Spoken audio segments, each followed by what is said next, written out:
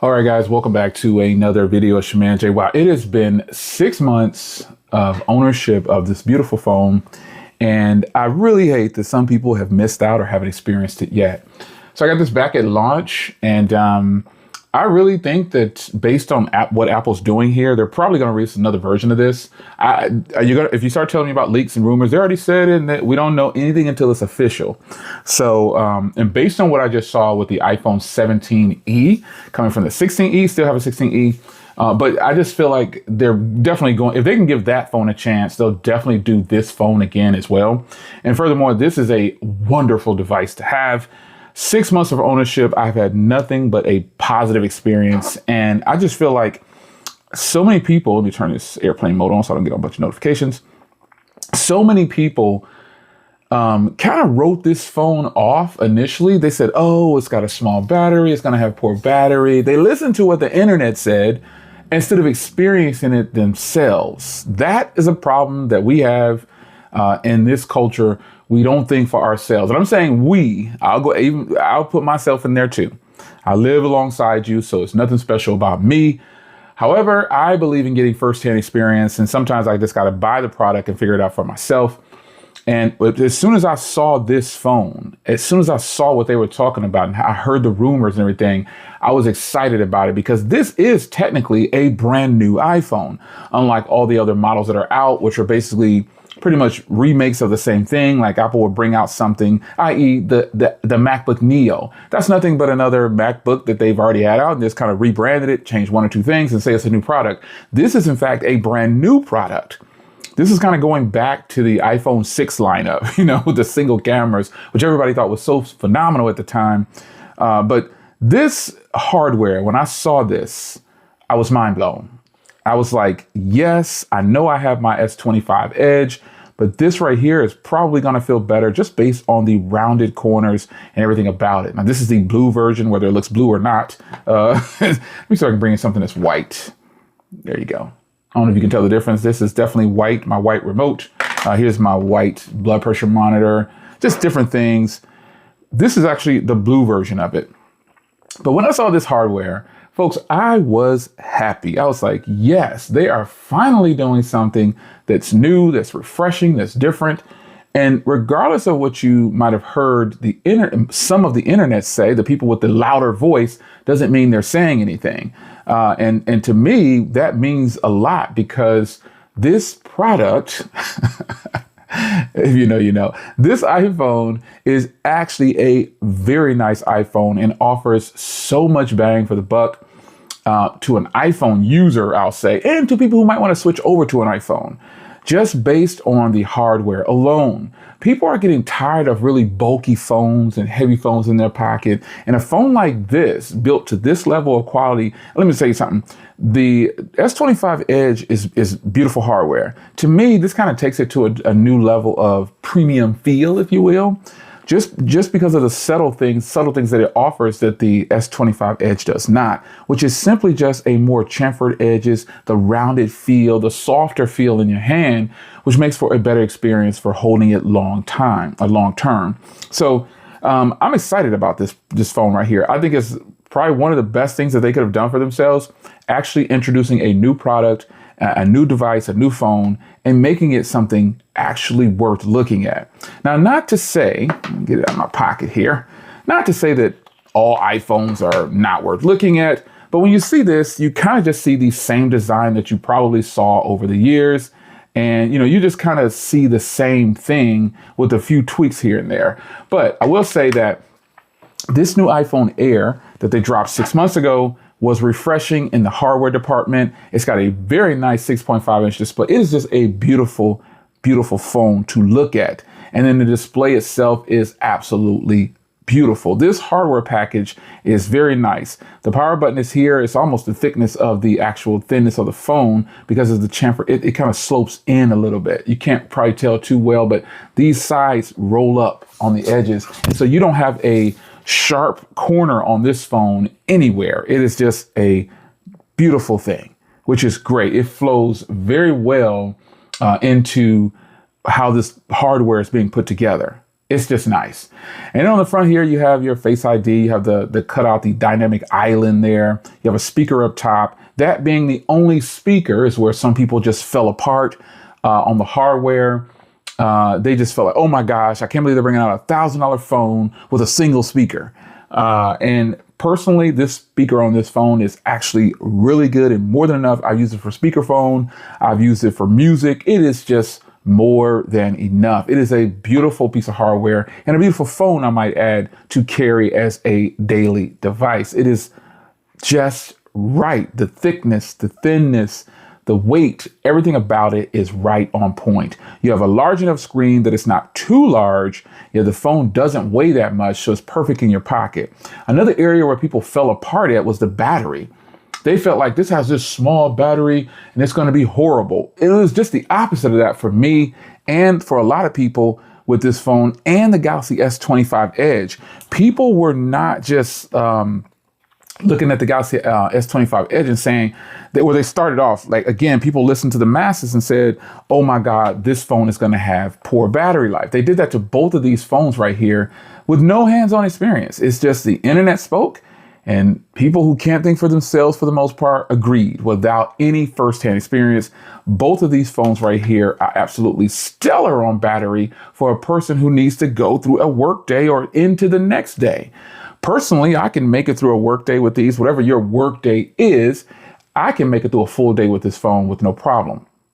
With no problem whatsoever. Even, especially with my Galaxy S25 Edge, never had a problem with it. No issues whatsoever. Battery life is stellar on here. And they're not even using the silicone carbon battery technology, but I hope that they will one day.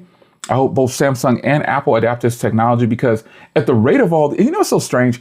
Why haven't they done this yet? Based on the rate that people exchange their phones and return their phones and do trade-ins, it's every year. So why not take advantage of it? So what? The phone might not last for 5 or 6 years. But who's keeping their phones that long anyway? Absolutely no one. Now there are, and I say that lightly. When I say no one, I mean the majority of the world is probably keeping their phones that long. But the tech community, we get a new phone every freaking 3 to 6 months. That's what we do. And if you're following a tech trend, that means once a year, I'm at least once a year with these OEMs, I'm getting their new phone. That's the truth. So for them not to adapt silicon technology on the battery is strange to me. This would have been the perfect phone to demo it with and test it with, because this is their brand new iPhone and it's the thinnest iPhone ever made. So people fell apart on the battery life when, again, for me, total opposite. Beautiful battery life, no problem whatsoever. Just hands down, it fits right in there with, and some people were comparing this to their old iPhone 12 Pro Max or 11 Pro Max, whatever they were comparing it to. You guys are reporting to me that the battery was killer. So how is your battery into this 6-month rotation if you've had it as long as I have? Mine is still going strong. It's still really good. Charges fast. It's just a great battery. So I spoke earlier of the screen on here, and I'm going to play a video just for kicks. Here's a video that I put out on my car channel. Speed it up a little bit. I want to get back to the car. This is a beautiful display, folks. This is a beautiful display. And take a listen to the microphone real quick. I got the microphone on my lapel, my shirt here, but check it out. Wow, this car is amazing. And let's talk about this Grand Sport X once again. This is another topic. That battery should be good enough that speaker should be good enough for the masses. This phone's display and speaker, maybe a single firing speaker, but folks, this phone does very well. And you'll hear this if you're in the comment section right now and you've had this phone for at least a month. We ain't gonna say the full 6 months. Let's say you've had this phone for a month. How do you feel about the speakers? Honestly, how do you honestly feel? If you don't like them, you don't like them. But I would argue that the majority of the people who have this phone came from the 12 Pro Max. Based on your feedback and your comments, a lot of you guys came from the 12 Pro Max and you fell in love. That is just what I could read from your comments. You fell in love and you love the battery life and speaker and screen on this phone coming from the 12 Pro Max. That was your feedback to me when I started posting on this phone. So I would say, let's check some boxes here. Over the last 6 months, the design is killer. It is so refreshing to see an actual brand new product. It is. The hardware is just beautiful to me. Feels great, looks great. I love it. The screen, the speaker, the battery, the software. This is Apple's iOS. I'm running the latest iOS on here. And folks, I don't have to talk about the how smooth the iOS runs on this phone. It's absolutely great. The processor inside, we already know what it is, and it is handling everything like a champ. Now, an area, and the last thing I want to talk about is an area where people thought it was, oh, it's going to be horrible. It's yada, yada. Folks, I can't stress enough the camera quality on here. And the one setback and failure that I feel like it has, that it should have, but we all know why Apple says, we all know why it can't have it. And these are the modes here. You got time lapse, slow motion, regular 4K video. You can do 4K 60 as well. You got photos, portrait video, photos and panel shot. But a lot of times when I open this up, and it's got the dual mode recording. I mean, a lot of times when I open this camera up, if I'm recording, it's going to be on the video because I use that the most. These cameras on here are top notch. They're just this, I say cameras, because this is their dual fusion setup here with a 24 and 48. This is great. And then furthermore, the front camera on this phone mirrors all the other higher tier iPhones, man. It mirrors these phones right here. That's what it does. And so all I can say is that if you have doubts, if you still are on the fence, you just can't get over that this is one of the best iPhone refreshes or brand new things brought to you from Apple, and you just are not willing to give it a try, well, you know what? I accept.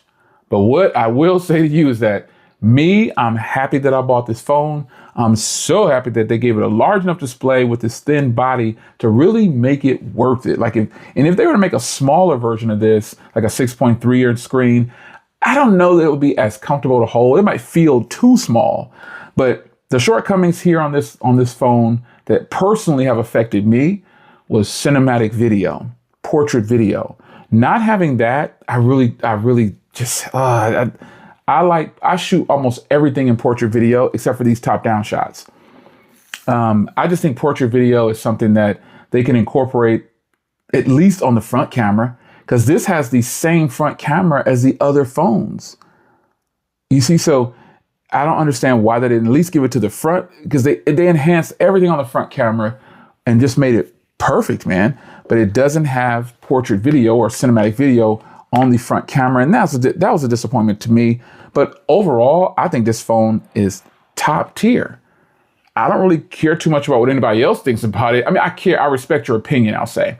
But if you start to try to just tell me about, oh, it's a failure, it costs too much, just say it's out of my price range, or I'm not looking for it, or just whatever you want to say to convince yourself why you think it's not a good product. And the people who own it, they're just going to tell you how good it actually is. It has nothing to do with, oh, that's what does they say with sheep or something like that. I have everything. So I could never be considered like this total Apple fan person. I use products for what they should be used for in my lifestyle. And I prefer, obviously, Android. I have Pixels galore, Samsung galore. I keep these two powerhouses on deck at all costs because I use them. There's a SIM card in both of those. I need to have those phones active. But I keep an iPhone around, several. There's one iPhone in rotation in my life daily, and there's two Androids that are daily driven. So those are my three lineups right there. So I respect what Apple is doing here. I give everything a chance. And I'm telling you, if I was going to have to rate this phone after 6 months, I'm giving it a 9 out of 10. I really like it. It's your man Jay. I hope you guys enjoyed. I will see you in another one. Take care.